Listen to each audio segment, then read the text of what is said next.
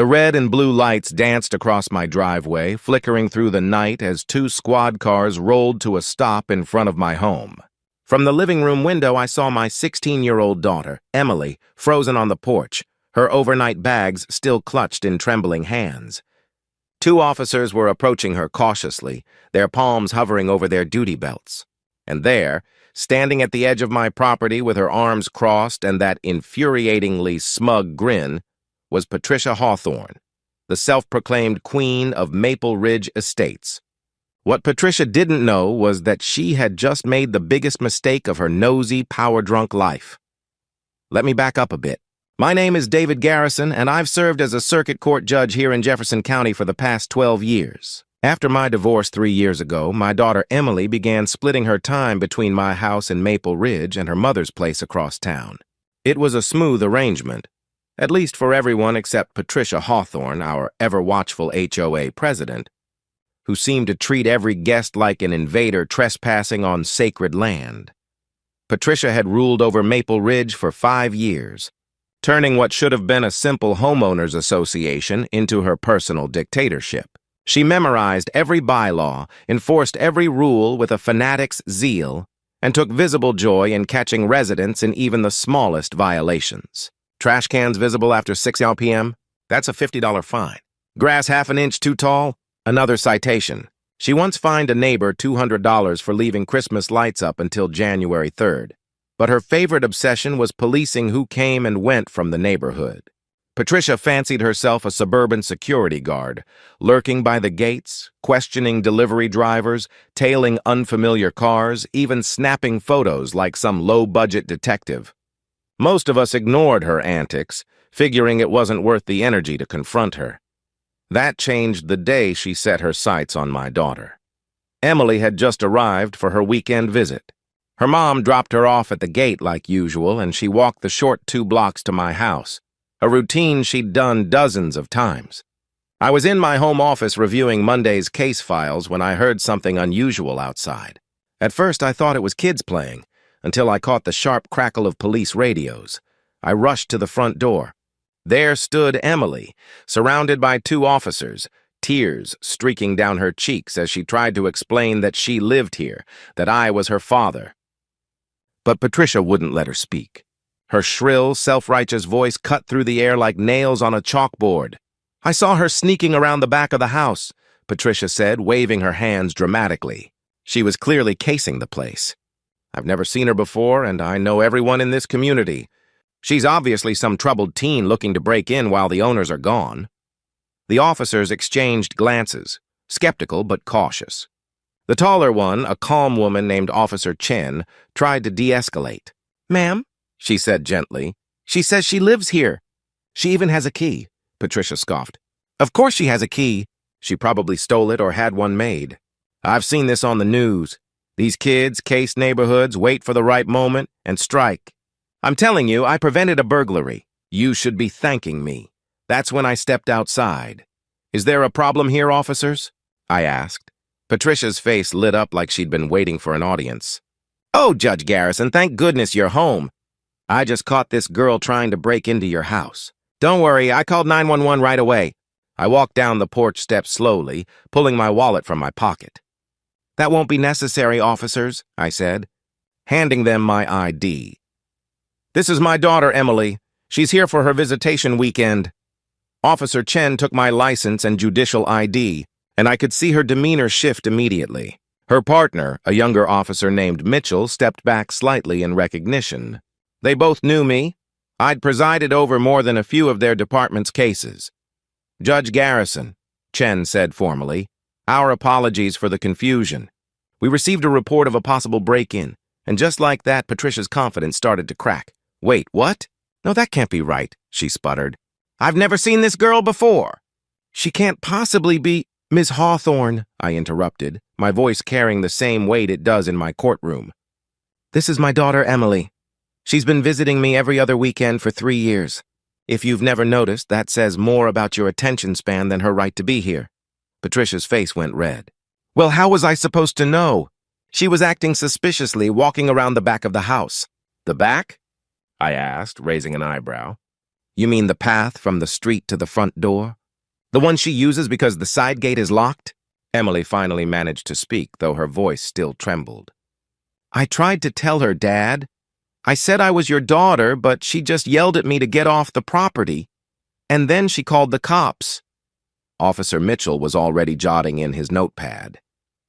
Ms. Hawthorne, he asked, did this young lady identify herself to you before you called 911? Patricia's mouth opened and closed like a fish gasping for air. Well, she might have said something, she stammered, but I didn't believe her. Anyone could claim to be someone's daughter. I was just being cautious. You can't be too careful these days. Officer Chen's voice was calm but firm. Actually, Ms. Hawthorne, you can be too careful. Filing a false police report is a crime. You called 911 to report a burglary in progress, I said, my voice calm but cutting, when what you actually saw was a teenager entering her father's home, with permission. It wasn't false, Patricia protested, though her tone had lost its earlier bravado. You genuinely believed, I interrupted sharply, that harassment could be mistaken for civic duty? Tell me, Miss Hawthorne, how many other residents' children have you called the police on? How many innocent visitors have you terrorized with your little vigilante routine? The officers exchanged uneasy glances. It was clear this wasn't their first encounter with Patricia's self-appointed crusades. Officer Mitchell flipped through his notepad. Actually, Judge Garrison, he said carefully, we've responded to several calls from Ms. Hawthorne over the past year. Most turned out to be false alarms. Patricia's face twitched. I'm just trying to keep this neighborhood safe, she insisted, but her voice faltered, her arms dropping limply to her sides. No, I corrected. You're trying to control this neighborhood. There's a difference, and today you crossed a line. You didn't just harass a visitor, you traumatized a minor, my minor. My daughter, Officer Chen stepped forward, her tone now firm and professional. Ms. Hawthorne, I'm issuing a formal warning for misuse of emergency services. This incident will be documented. If there's a pattern of false reports, you could face criminal charges. Patricia's complexion went from red to pale. You can't do that! I'm the HOA president. I have a responsibility. Your responsibility, I interrupted, my voice cold and measured, is to manage the common areas and enforce actual HOA bylaws. Nowhere in those bylaws does it grant you the authority to play police officer. And I should know. I reviewed them thoroughly before buying this house. I turned to the officers. Gentlemen, I'll be filing formal complaints. Not just with your department, but with the HOA board. This behavior needs to be addressed officially. That's your right, Your Honor, Officer Chen replied, nodding respectfully. Then she turned to Patricia. Ma'am, I suggest you educate yourself on what constitutes an actual emergency. Wasting police resources is a serious offense. As the officers returned to their patrol cars, Patricia stood frozen in the glow of their taillights. A small crowd of neighbors had gathered during the scene, and though they began to disperse, I caught more than a few satisfied smirks and approving nods. Apparently, I wasn't the only one who'd had enough of Patricia's tyranny. This isn't over, Patricia finally managed to sputter. I'll be addressing this at the next board meeting. Your daughter may be allowed to visit, but there are procedures, guest registrations, proper notifications. Actually, I said, pulling out my phone, let's discuss it right now. I believe I have board member Jennifer Rodriguez on speed dial. She's an attorney, you know. I'm sure she'd love to hear how the HOA president called the cops on a resident's child. Patricia's eyes went wide as I scrolled through my contacts. That's not necessary, she stammered. We can handle this internally? Oh, I think it's very necessary, I replied, finding Jennifer's number. You see, Ms. Hawthorne, you've been operating under the illusion that your title gives you unlimited authority. But every system, even a homeowners association, has checks and balances. The next few weeks were interesting. True to my word, I filed formal complaints with both the police department and the HOA board. Word spread through Maple Ridge like wildfire. Patricia Hawthorne, the almighty HOA president, had called the cops on Judge Garrison's daughter, the same woman who had spent years flaunting her influence had just alienated one of the most respected legal figures in the county. 2 weeks later, the board called an emergency meeting. The community clubhouse was packed. Every seat was filled, residents lining the walls murmuring in anticipation. One by one, they stood to speak, and it became painfully clear Patricia's reign of fear had been long overdue for an end. Mr. Patterson, an elderly widower, spoke first. He'd been fined because his grandson's bike sat in his driveway for 10 minutes. Then came the Sharps, who shared how Patricia called the police on their family reunion, claiming it was an unauthorized event. Even quiet Mrs. Foster stood up, her hands trembling, as she recounted being harassed over the color of her flower bed. Patricia sat at the board table, shrinking further with every testimony. Her once commanding posture had crumbled into something small, fragile even. When the time came for the vote of no confidence, the result was unanimous. Not one person raised a hand in her defense. Even her former allies on the board couldn't justify her actions anymore, but the fallout didn't end there. After reviewing her history of false reports, the county prosecutor's office decided to press charges, misuse of emergency services. The irony wasn't lost on anyone. The woman who couldn't stop calling the police was now being summoned by them. The morning of her arraignment, I saw her in the courthouse hallway. She looked like a shell of the woman she once was, her hair unkempt, her confident smile gone. Her attorney, a nervous young man who clearly regretted taking the case, was speaking in hushed tones.